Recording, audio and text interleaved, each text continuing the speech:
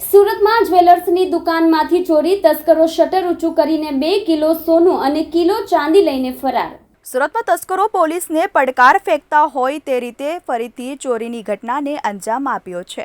ઉમરા police મથક વિસ્તારમાં જ્વેલર્સની દુકાનમાં ત્રાટકીને તસ્કરોએ ચોરીની ઘટનાને અંજામ આપ્યો છે। ચોરીની ઘટના અંગે જાણ થતાં જ પોલીસના ઉચ્ચ અધિકારીઓએ ઘટના સ્થળે પહોંચીને વધુ તપાસ હાથ ધરી છે।